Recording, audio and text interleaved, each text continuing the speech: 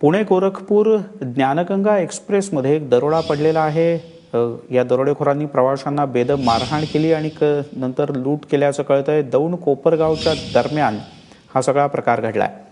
अजय सोनावणे आपले प्रतिनिधी आपल्यासोबत आहेत। अजय, काय माहिती आहे? मिलिंद, दुपार ही गाडी पुण्याहून निघाल्यानंतर पुण्यामधून काही लोक गाडीमध्ये चढले आणि त्यांनी काही प्रवाशांकडून जबरदस्तीने पैसे मागायची सुरुवात केली।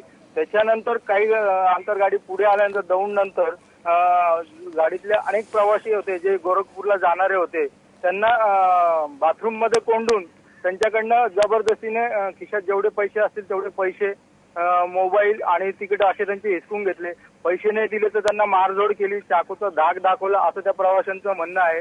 त्यांनी कोपरगावला याबाबत पोलिसांशी संपर्क साधायचा प्रयत्न केला, परंतु तिथे त्यांचा संपर्क न झाल्यामुळे मनमाडला रेल्वे पोलिसांनी गाडी अटेंड करून त्या सगळ्यांची तक्रार आता दाखल करून घेतात।